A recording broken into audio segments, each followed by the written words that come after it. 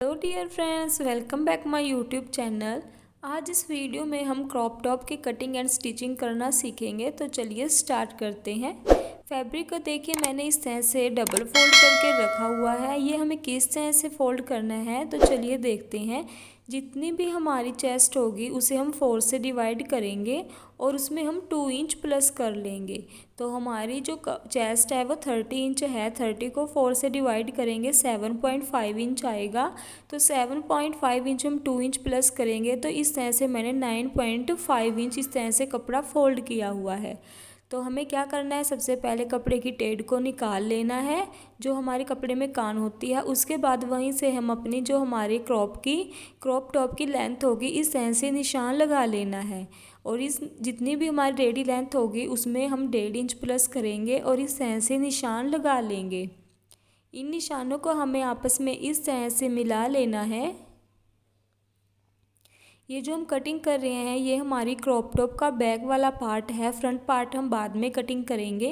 अब हम इसके शोल्डर का निशान लगाएंगे। शोल्डर का निशान हमें जो कॉलर वाला हमारी शर्ट होती है उसमें किस तरह से लेना होता है कि जितना भी आपका शोल्डर होगा उसमें 1 इंच प्लस करेंगे। तो शोल्डर हमारा रेडी है 12 इंच का, तो हम उसमें 1 इंच प्लस करके 13 इंच पर इस तरह से निशान लगा लेंगे।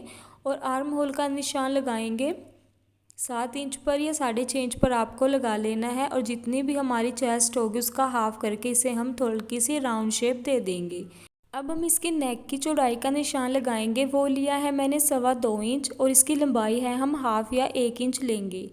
ये देखिए इस तरह से निशान लगाकर इसे हम हल्की सी राउंड शेप देंगे। ये देखिए हमने राउंड शेप दे दी है। अब हम जहाँ से हमने आर्म होल का निशान लगाया था वहाँ हाफ इंच इस तरह से इसे डाउन करेंगे और इस तरह से निशान लगा लेंगे। ये देखिए इस तरह से हमें हल्का सा इसे डाउन करना है। जितनी भी हमारी कमर होगी उसमें भी हम हाफ करेंगे और इस तरह से निशान लगा लेना है। और 1.5 इंच आगे हम मार्जिन के लिए निशान लगा लेंगे। अब इन्हीं दोनों मार्क को हमें आपस में जॉइंट कर लेना है। देखिए निशान हमारे सभी कंप्लीट हो चुके हैं। ये जो मैंने इसकी चौड़ाई ली थी ये मैंने 9.5 इंच ली है। तो अब हम इसकी कटिंग कर देंगे। ये देखिए बैक पार्ट की हमारी कटिंग हो चुकी है। अब हम फ्रंट पार्ट की कटिंग करेंगे। फ्रंट पार्ट के लिए मैंने फैब्रिक को इस तरह से फोल्ड कर लिया है। अब इसमें भी हम इसके कान निकाल देंगे और बंद वाली साइड या फिर ओपन वाली साइड से भी आप इस तरह से 1.5 इंच का निशान लगा सकते हैं। तो मैंने बंद वाली साइड से 1.5 इंच का इस तरह से निशान लगा लिया है और इस निशानों को आपस में मिला लेना है। अब हमें क्या करना है कि जहाँ पर हमने 1.5 इंच का निशान लगाया है वहीं से हमें बैक पार्ट को उसके ऊपर रखना है। 1.5 इंच का जो हमारा निशान था उसे हमें छोड़ देना है। ये देखिए इस तरह से जो हमारा ये निशान है इसी के ऊपर से हमें बैक पार्ट को रखना है। ये देखिए इसके ऊपर सेट कर लेंगे हम अपने बैक पार्ट को और सभी जो निशान हमने लगाए हुए हैं उसे मार्क कर लेंगे। जो हमारे और दूसरे निशान रहेंगे वो सेम रहेंगे। बस हमें ये ध्यान रखना है कि जो हमने 1.5 इंच का मार्क लगाया था वो हमें छोड़कर रखना है। अब हम इसके नेक का निशान लगाएंगे। नेक का निशान भी हमें 1.5 इंच की जो हमने पट्टी कट करनी है वहाँ से छोड़कर लगाना है। तो 2.25 इंच हम इस तरह से चौड़ाई में निशान लगा लेंगे और 2.5 इंच का हम इस तरह से लंबाई में निशान लगाकर इसके हल्की सी राउंड शेप देंगे।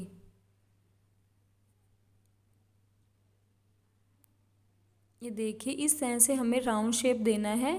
हल्के सी हमें राउंड शेप देंगे इस तरीके से। और ये निशान हम 1.5 इंच तक जहाँ पर हमने निशान लगाया था वहीं तक लगाना है। अब इस जो पट्टी पर हमने 1.5 इंच का निशान लगाया था उसे अंदर की तरफ फोल्ड करेंगे और सभी मार्क को कट कर लेंगे। और इसी तरह से हमें सभी मार्क को कटिंग कर लेना है। ये देखिए बैक पार्ट फ्रंट पार्ट भी हमने कट कर लिया है। अब जो हमने फोल्ड की थी पट्टी उसे इस तरह से हमें ओपन कर लेना है।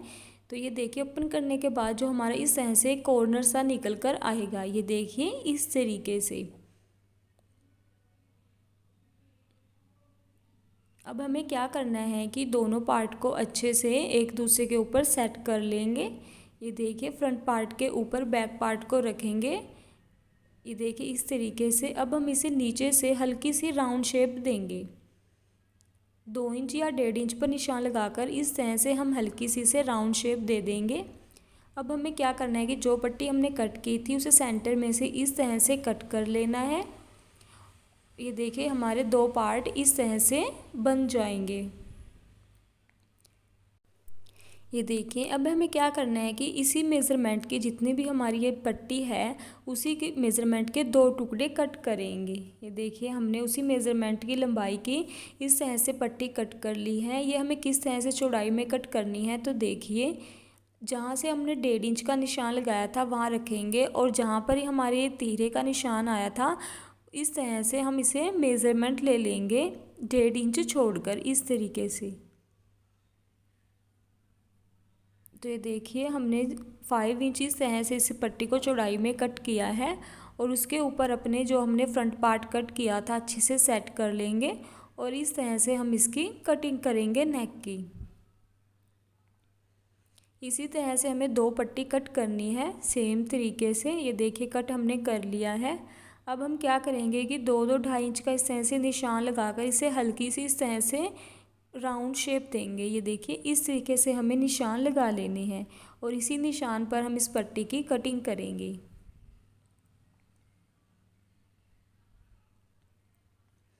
जो दोनों पट्टी हमारी रेडी रहेगी वो इसी तरह से हमें कट करनी है। तो देखिए हमने कट कर लिया है। अब हम इसकी जो स्लीव्स हैं वो कट करेंगे। स्लीव्स की लेंथ है हमारी 9 इंच, तो हम इसके आगे 2 इंच की हम कफ लगाएंगे। तो इस तरह से इसे फोल्ड कर लेंगे।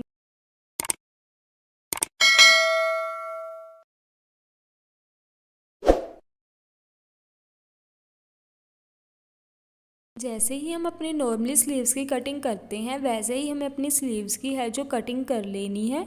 ये देखिए इस तरह से हम इसके आगे 2 इंच के कफ लगाएंगे।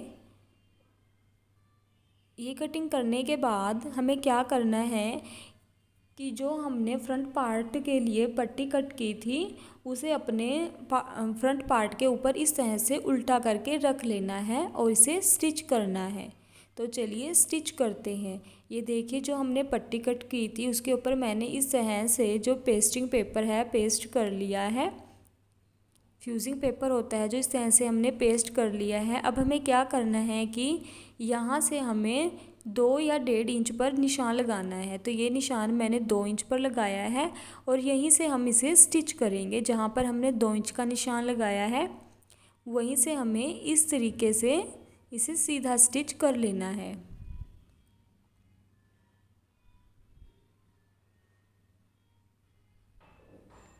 तो ये देखिए सिलाई हमने लगा ली है। अब हमें क्या करेंगे कि जहाँ पर हमने 2 इंच का निशान लगाया था वहाँ हल्का सा कट लगाएंगे। ये देखिए इस तरीके से और इसके कॉर्नर को भी हम इस तरह से कट करेंगे और अब इसे हम बैक साइड में पलट लेंगे। पलटने के बाद हमें क्या करना है कि किसी भी चीज़ के साथ इसके कॉर्नर को अच्छे से इस तरह से निकाल लेना है। ये देखिए कॉर्नर हमने निकाल लिए हैं।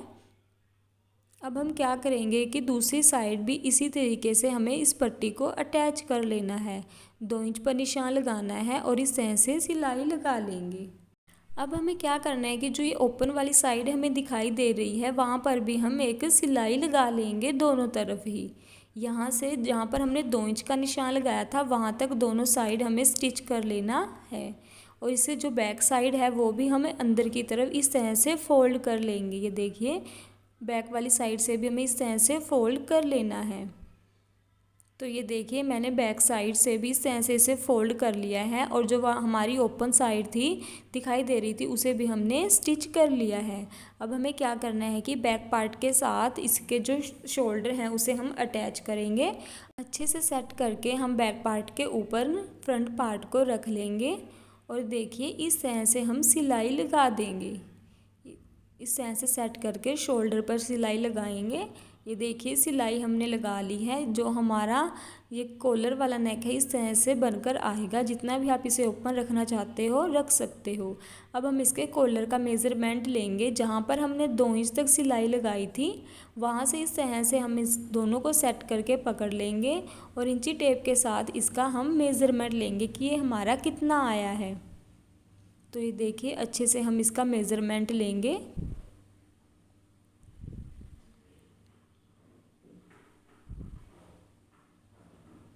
तो ये आया है हमारा 6 इंच, मतलब कि हमारा आया है 12 इंच।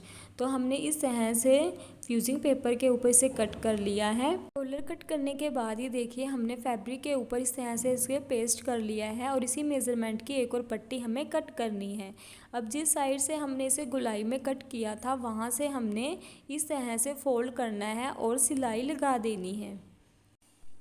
तो ये देखिए सिलाई हमने लगा ली है। सिलाई लगाने के बाद हमें क्या करना है कि जो हमने दूसरा कपड़ा कट किया था उसे इस तरह से रखेंगे और उसके ऊपर इस तरह से कॉलर रखकर इसे 3 साइड से स्टिच कर लेंगे। देखिए यहाँ से स्टार्ट करना है और हमें यहाँ तक सिलाई लगानी है। तो देखिए हमें सिलाई लगाते हुए क्या ध्यान रखना है कि जो हमारी सिलाई है वो फ्यूजिंग पेपर के किनारे किनारे लगाएं, हमें ऊपर सिलाई नहीं लगानी है।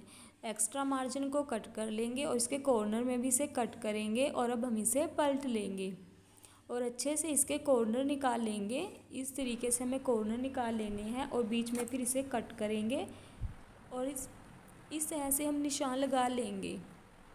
ये देखिए बैक पार्ट को लेंगे, जो हमने कट लगाया था दोनों कट को आपस में इस तरह से रखेंगे और जहाँ पर भी हमने निशान लगाए थे वहीं पर हमें इसे स्टिच कर लेना है जहाँ पर हमने 2 इंच के निशान लगाए थे।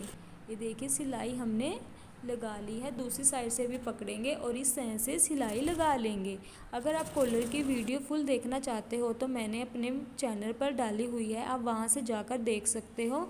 अब एक्स्ट्रा मार्जिन को अंदर की तरफ करेंगे और इसके ऊपर भी एक टॉप सिलाई लगा देंगे। ये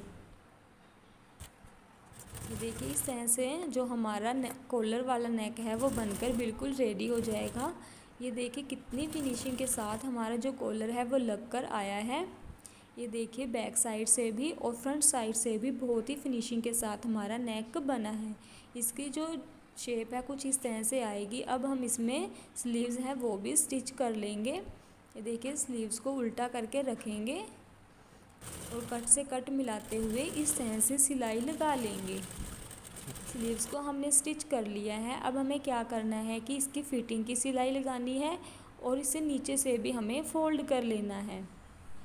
देखिए स्लीव्स हमने स्टिच कर ली है और ये देखिए हमारा जो क्रॉप टॉप है वो बनकर बिल्कुल रेडी है। अब हम इसमें अगर आप काज बटन करना चाहो तो कर सकते हो, जितना भी आपको नेक रखना है इस तरह से कर रख लेंगे और वहीं से हमें इसमें जो हमारे काज हैं उसका निशान लगाएंगे। ये हमने 1.5 सेंटीमीटर पर इस तरह से निशान लगाएंगे और लेंथ में हमने 7.5 इंच पर इस तरह से निशान लगाए हैं। ये देखिए जो हमारा क्रॉप टॉप है वो बनकर बिल्कुल रेडी है। अगर आपको हमारी ये वीडियो अच्छी लगी हो तो वीडियो को लाइक शेयर कमेंट ज़रूर करना और चैनल को सब्सक्राइब करना मत भूलें।